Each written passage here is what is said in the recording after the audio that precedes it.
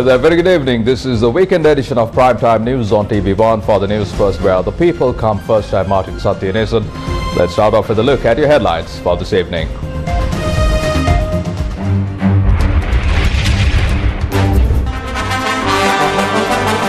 Charles III crowned king.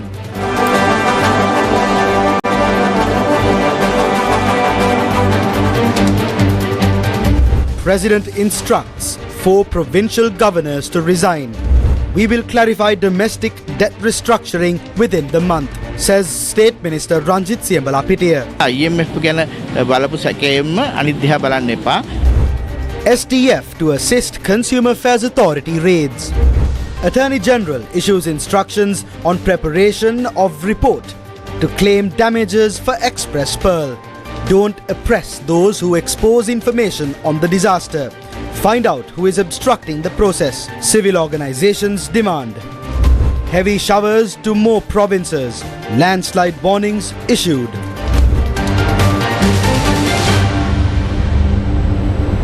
Your top story this evening.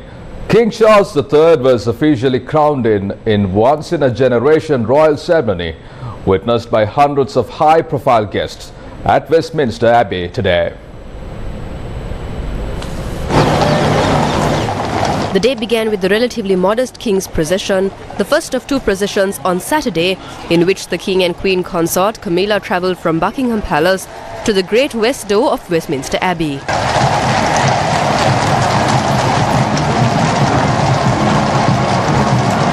They set off at 10:20 BST in the horse-drawn Diamond Jubilee State coach created in 2012 to commemorate Queen Elizabeth II's 60th year on the throne. Over 2,000 invited guests, including members of the royal family, as well as international representatives from 203 countries, alongside community and charity volunteers, filled the congregation of Westminster Abbey for the coronation of King Charles III.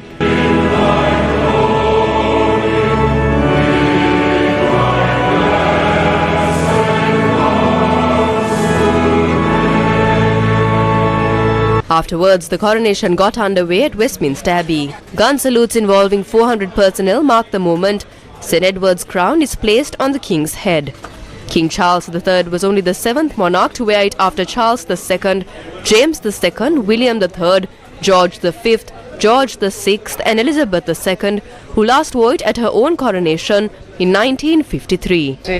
For a sign of royal majesty, that he may be crowned with thy gracious favour and filled with abundant grace and all princely virtues. Through him who liveth and reigneth supreme over all things, one God, world without end. Amen.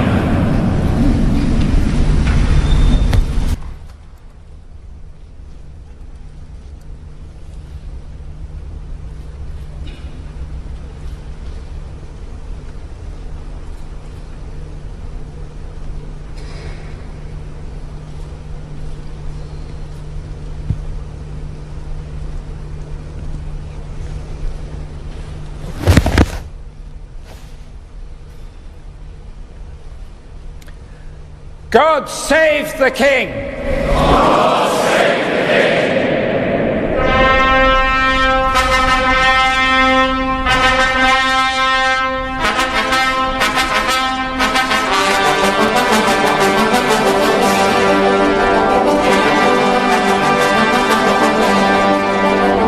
God save the King!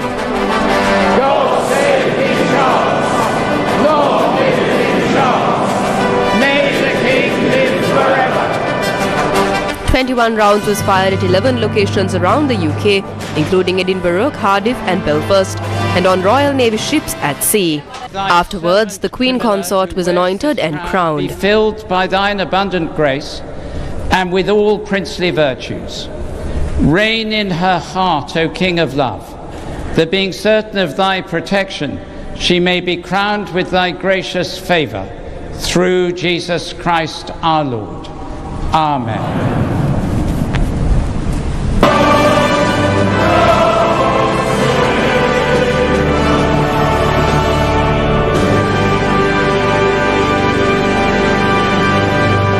For Queen Camilla, two members of her family acting in the same capacity. The bishops chosen to assist.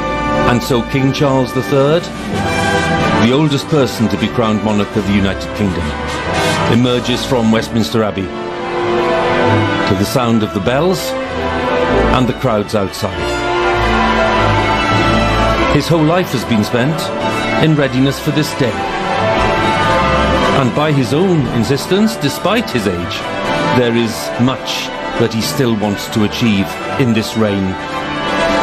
After the ceremony, the King and Queen consort travelled back to the palace in the ornate gold state coach as part of the coronation procession. Imperial state crown and carrying the sceptre with its cross and the orb. The royals returned to Buckingham Palace for a military fly-past on the east balcony.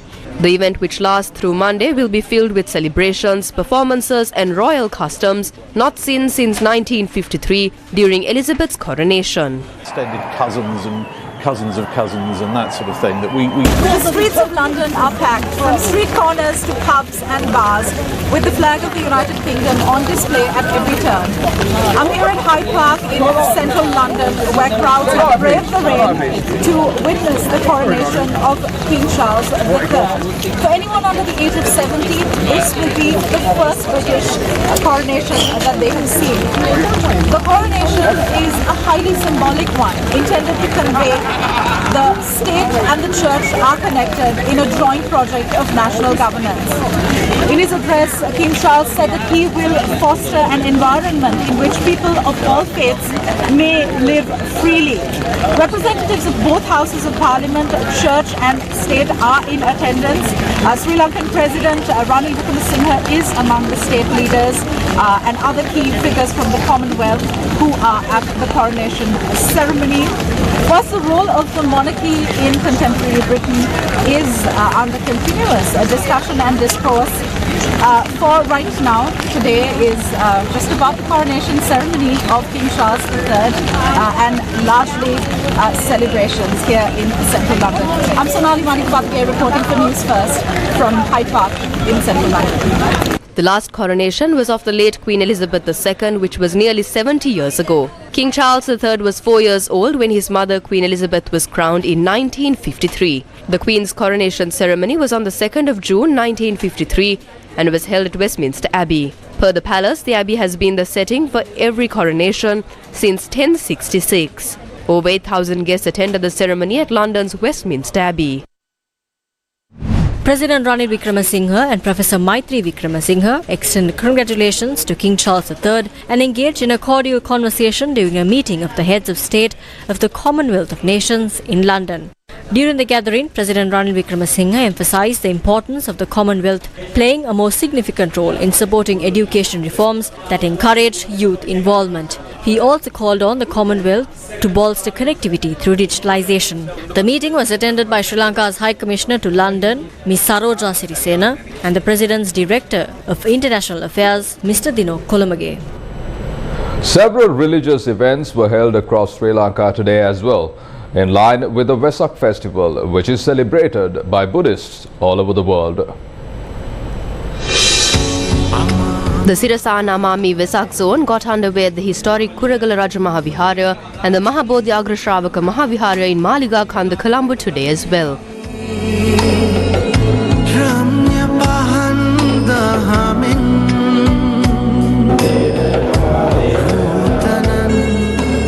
An exposition of the sacred relics of Sariputta and Mugallana, which opened on Friday at the new relics chamber that was constructed at the premises, was also opened today.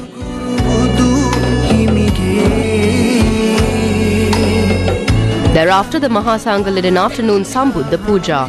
Several people, including the Indian High Commissioner to Sri Lanka, Gopal Bagle, were present for the event.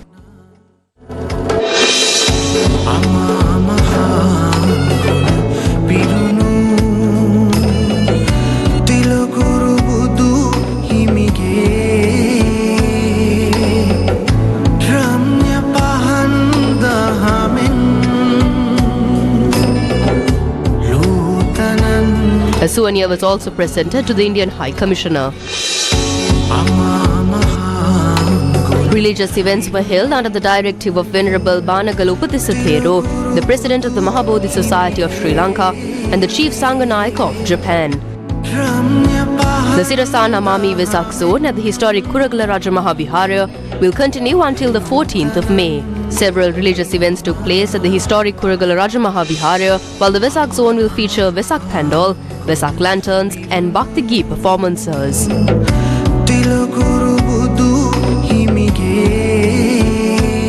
An exposition of the Sarvana relics opened from this morning, and devotees in large numbers visited the premises to pay reverence to the sacred relics.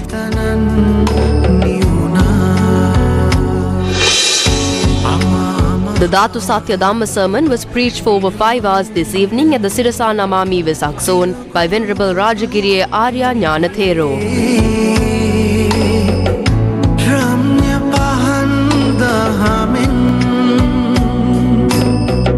The event is taking place under the directive of Venerable Vatukumbure Dhammaratana Thero, the chief incumbent of the historic Kuragala Rajamaha Vihara and the chief Sanganaik of the Ratnapura district for the Askiri chapter.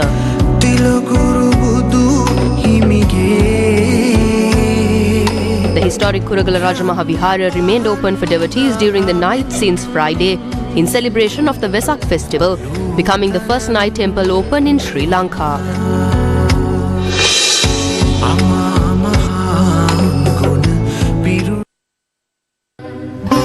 In light of the Vesak Poya Day, many cultural items including pandals, Vesak lanterns and dansals were organized in many parts across the island, including Colombo.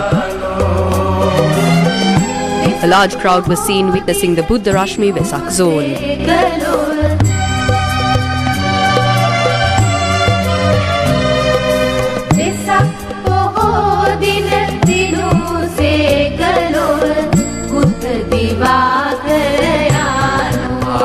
This year, a pandal exhibition is open to the public in Panadura. This pandal, which narrates the tale of the Devadharma Jataka, consists of 80,000 light bulbs and has a height of 65 feet and a width of 58 feet. Pandals and Vesak lanterns were illuminated across the country today as well.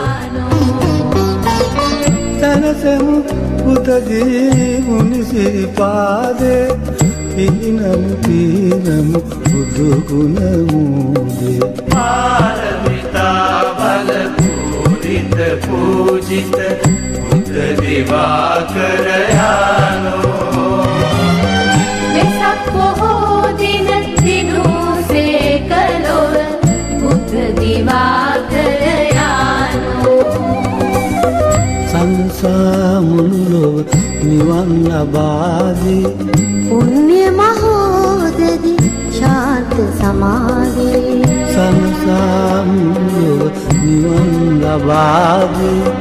पुण्य महोदधि शांत समाधि गुरु लोक Shivankar Buddha Diwakar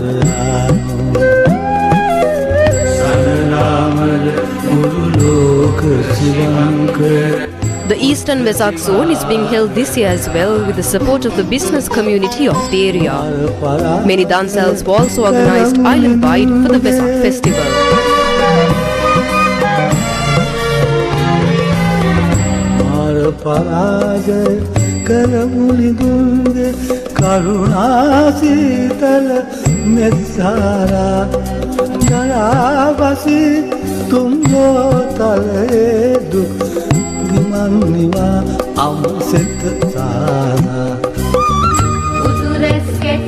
A Kadala Dansal was organised under the auspices of former Prime Minister Mahinda Rajapaksa in Vijayarama.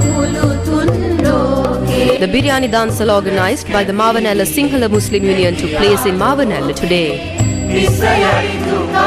Meanwhile, as per the instructions of the chief incumbent of the Banagala Sri Seelaratana Ramya and founder of the Banagala Upatissa Pirivena, Chief Sanganaik of Japan, Most Venerable Banagala Upatissa Thero, the temple's second chief incumbent and executive director of the Upatissa Pirivena, Venerable Valalavia Nanda Thero, and close to 100 monks engaged in a Pindapatha procession this morning. The Pindapatha procession commenced near the Moravaka police and was carried out centralizing the Moravaka town. 9 studios in Ratmalana were illuminated for Vesak today as well.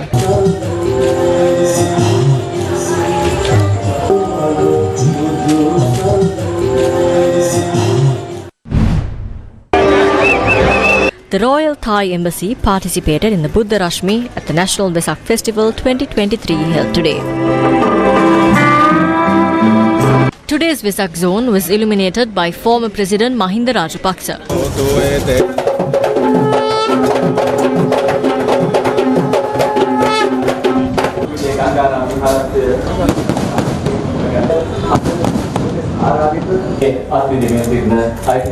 The National Vesak Festival 2023 is held between the 5th and 7th of May and is jointly organised by the Presidential Secretariat, Prime Minister's Office and the Gangaramya Temple.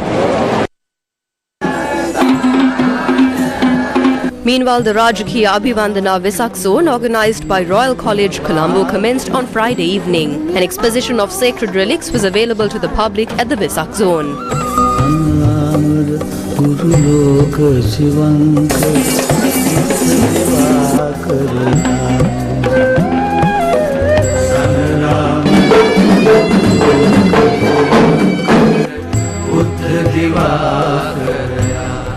Japanese Finance Minister Sunichi Suzuki has welcomed the recent launch of a coordinated debt restructuring program for the bilateral creditors of crisis-hit Sri Lanka with Japan, India and France, announcing the start of the process in April. Speaking at the meeting of the ADB's Board of Governors, he said it is essential to improve the debt data transparency and accuracy to prevent future debt crises. Finance Minister Sunichi Suzuki also acknowledged the high risk faced by low and middle income nations concerned debt vulnerability amid the COVID-19 pandemic and Russia's invasion of Ukraine. Meanwhile, State Minister of Finance Ranjit Siambalapitiya says that a clear explanation regarding local debt restructuring will be given before the end of this month. When it comes to debt restructuring, we have clearly stated that we will not take any steps that will have an impact on financial stability, be it the Sri Lankan banking system or any other institution. However, debt restructuring is an important process and the government is prepared to take measures in this regard within this month. The government is ready to give a very clear analysis within this month. We have had comprehensive discussions regarding everything that could be a burden to the general public. We will reach a decision only after that. Therefore, do not look at this with the same suspicion that you had about the IMF. We will present a clear explanation.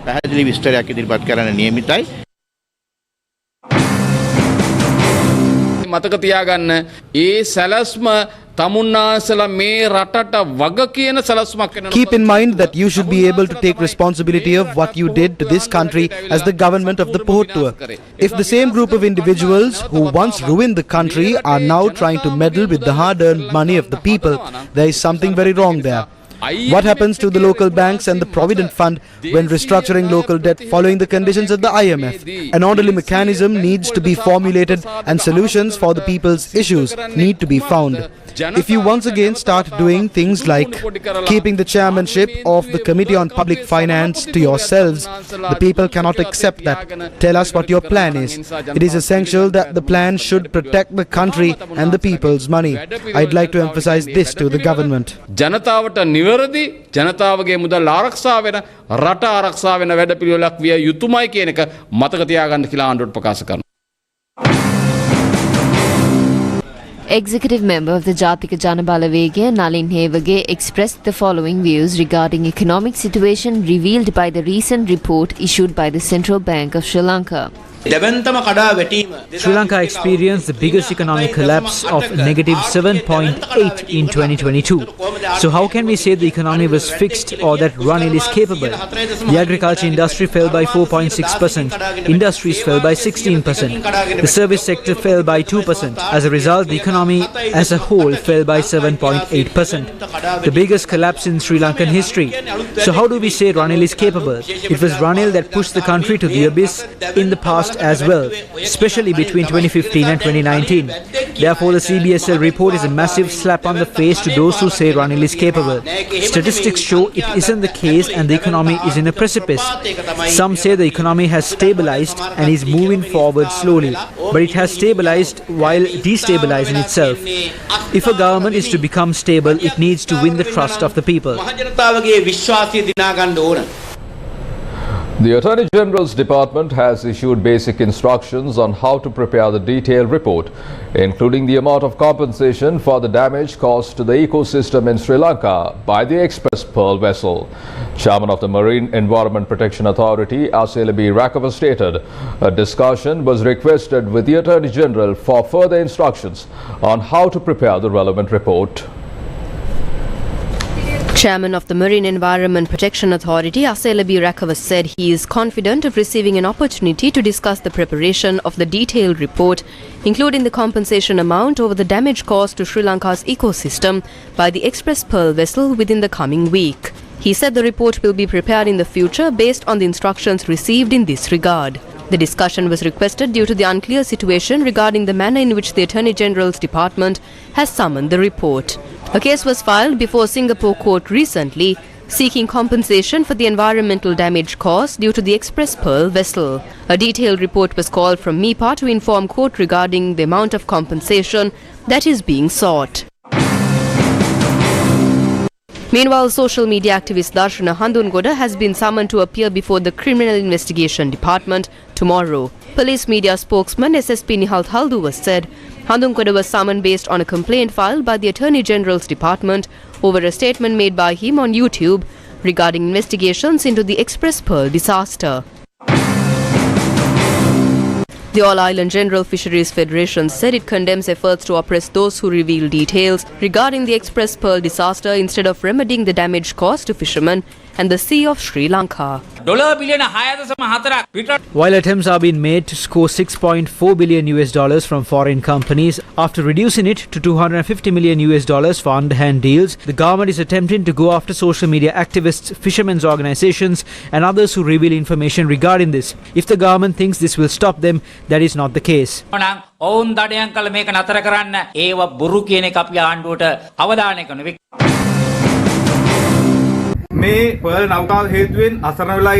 Instead of providing compensation to fishermen and paying attention to the damages caused to the ocean bed and marine life due to the Express Pearl vessel, the government is oppressing environmentalists, fisheries organizations, journalists and social media activists. Instead of looking at the damage caused to the fishing community, the government is trying to oppress those raising their voices against the government. You must work on claiming maximum damages from this disaster without oppressing journalists.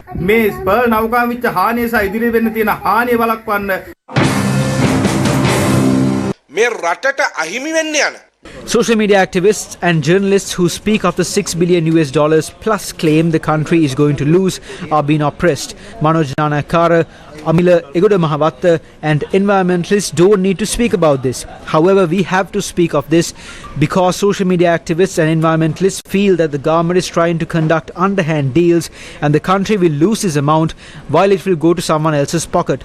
Should they take the message or attack the messenger? They are trying to kill the messenger.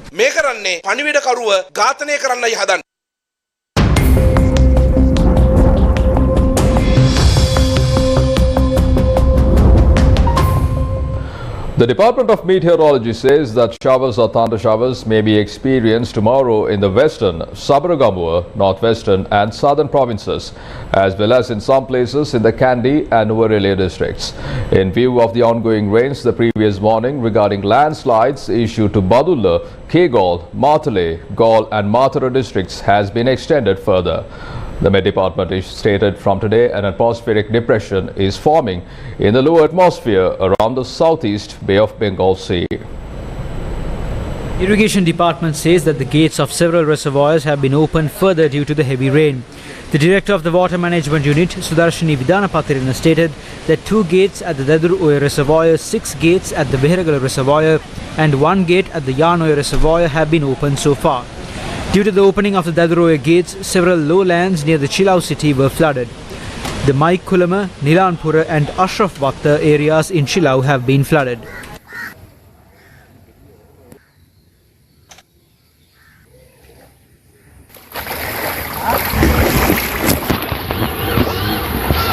Many low-lying lands in the Puakwatta area in Kattua in Negombo have been flooded. The person has gone missing due to the overflowing of the Depa Ella in Negombo due to rains yesterday afternoon. The incident was reported around 6:30 p.m. yesterday, and the missing person was a 59-year-old resident of the Periyamulla area. The Indigahadover road through Valimada and Kotavara has been blocked from the Godakumbura area in Kotavara due to a fallen tree. Electricity poles and telephone poles were damaged in the incident.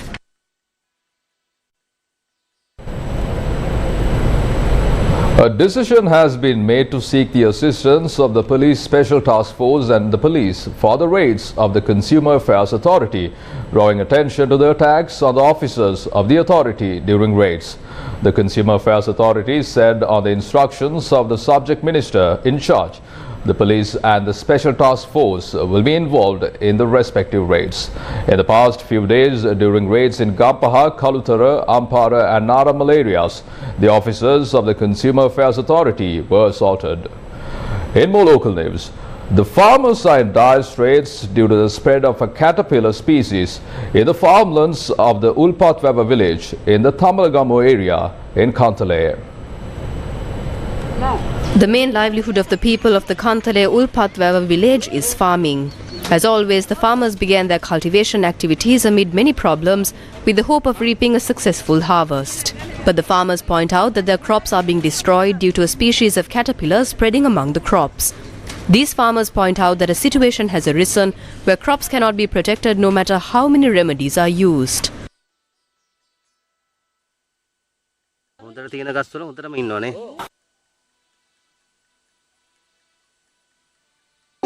As a last resort, we boiled kuhumba seeds, extracted kuhumba oil and used it as a pesticide. We urge the government officials to open their eyes, see our plight and provide us with solutions. We don't know if it is the Sena caterpillar or what other species this is. It has destroyed all 91 acres of fields. We don't know how we will make ends meet in the near future. We are helpless. We can't even think of getting back into agriculture again. We have spent close to 150,000 rupees for these fields. The government officials must come and inspect what has happened to these fields. Innocent people like us can't even source our next meal. We tried telling the farmers' associations in villages. If they don't care, who else do we take these laments to? Meanwhile, paddy fields in the Lahugal area in Ampara have also met the same fate. Farmers point out that the 1-month-old crops have been affected by caterpillars for almost a week now. Farmers point out that even if insecticides are applied, the damage cannot be reduced.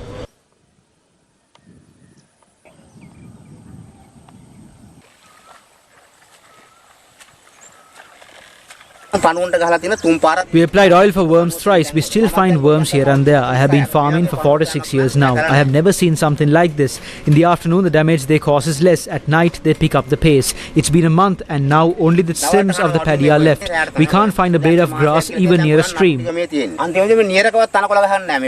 The farmers are requesting an immediate solution for their issues. News first with the people.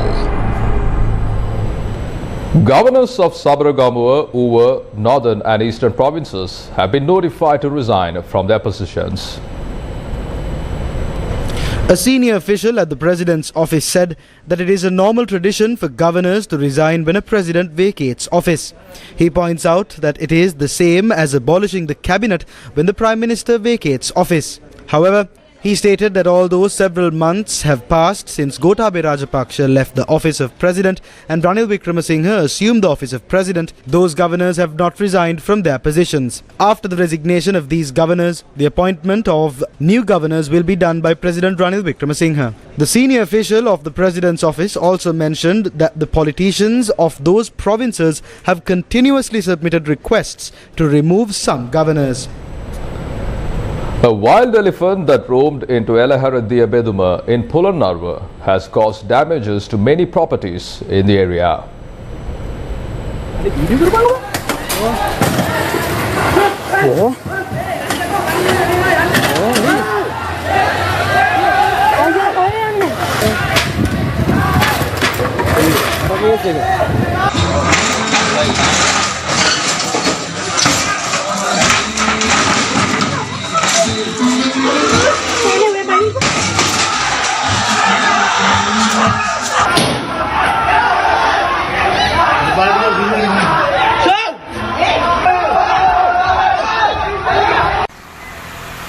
A wild elephant that came from the Giritale Soba Forest Reserve in Min area had entered the Nahinna village last evening and roamed in the area throughout the night. At first, villagers and wildlife officials took steps to ward off the elephant from Nahinna, after which the elephant had entered the Diabeduma area. According to area residents, the elephant was blind in one eye. It came to the house and attacked. It moved here and there. The elephant had attacked the tractor. Now we have no way of providing water to the paddy fields. It had attacked 6 houses over in that side. It had attacked 5 houses in this side. It's not just our houses. It had attacked 10 to 15 houses in this side.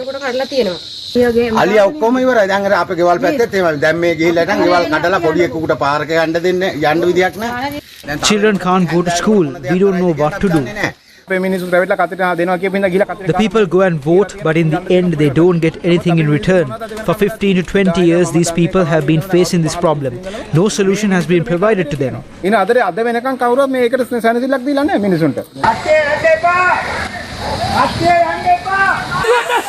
According to our correspondent, area residents and wildlife officials took steps to ward off the elephants to the Tekulama Forest Reserve in Giritale. Australia's Defence Force is set to forge closer military ties with Sri Lanka and other countries in the Northeast Indian Ocean as the federal government weighs human rights concerns against urgent regional security fears.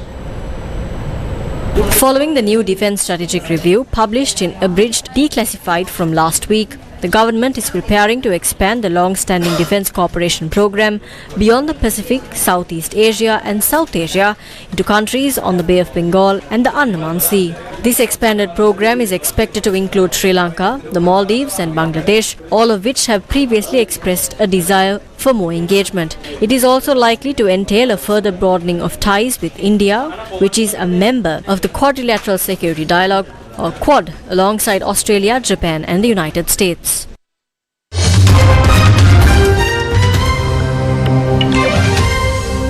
Shifting your attention to international news, Saudi Arabia is to host the first face-to-face talks on Saturday between warring armies in Sudan after several ceasefires broke down.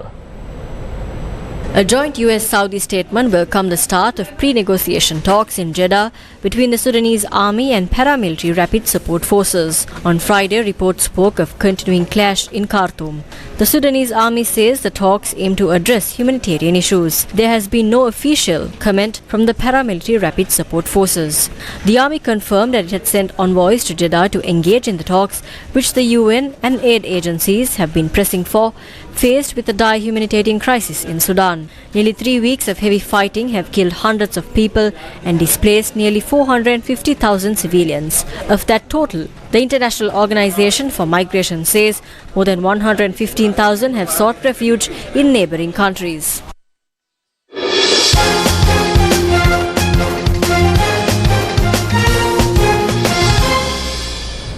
Sri Lanka's Darshana recorded the best timing recorded his personal best time in the men's 400-meter track event at the International Michitaka Memorial Athletics Tournament.